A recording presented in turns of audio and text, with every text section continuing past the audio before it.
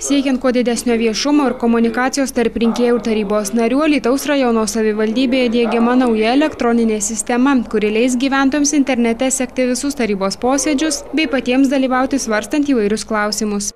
Kad sprendimai būtų kokybiškesni, kad žmonės galėtų reaguoti, kad pareikšti savo nuomonę, pagaliau galėtų diskutuoti.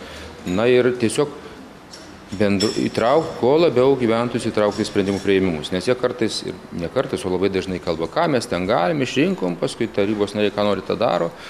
Tai tas bus betarpiška, matys, kaip tarybos narys balsuoja, galės pažiūrėti tiesiogiai posėdžius, galės pasižiūrėti archyvę, kaip tie posėdžiai vyko, tiesiog tarybos narius privers pasitemti, domėtis klausimais, aišku, turėti klausimų ir atsakymus žinoti.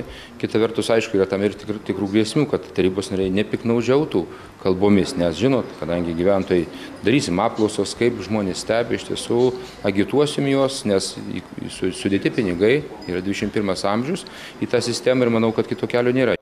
Pasak rajono vadovo, Alytaus rajone interneto ryšys pakankamai geras, tad abejonių nekilo ar pasinaudoti ES struktūrinių fondų paramą diegiančią elektroninę sistemą. Vykdant projektą buvo sukurtos ir įdiegtos elektroninės priemonės tarybos posėdžių salėje. Tarybos narių darbo vietose įrengti stacionarūs pultai su mikrofonais, garso ir balsavimo sistemos. Sistema automatiškai leis matyti detalius balsavimo rezultatus tarybos nariams ir gyventojams. Kiekvienas tarybos narys bus apmokytas naudotis naująją sistemą. Keli skyriai yra įpareigoti, šiaip pagrindinis skyrius tai IT technologijų skyrius yra toks pas mus, padidinom 1 darbuotoju, buvo 2, dabar 3 darbuotojai, na taip pat kiekvienas skyrius, kiekvienas vedėjas turi tam tikrų įpareigojimų, kurio klausimų, kaip sureaguoti, per kiek laiko sureaguoti, žinoma tobulinsim, matyti atsiras visko.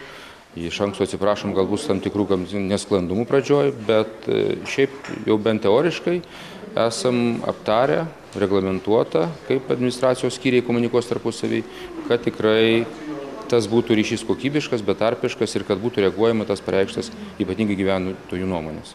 Įgyvendinant projektą atnaujinta ir Alytaus rajono savivaldybės svetainė. Prisijungę prie sistemos piliečiai įvairiais klausimais galės diskutuoti forume, užsiprenumeruoti naujienas, informacijos ieškoti pagal reikšminį žodį, rasti reikiamus teisės aktus pagal datą, numerį, stebėti tarybos posėdžius, atspausdinti informaciją. Projektą finansuoja Europos regionės plėtros fondas. Projektui skirta per 210 000 litų. Plėsdamas į elektroninę erdvę, Alytaus rajono savivaldybė pradeda naudoti ir populiariausią socialinį tinklą Facebook. Taip siekiama stiprinti ir plėsti ryšius su visuomene.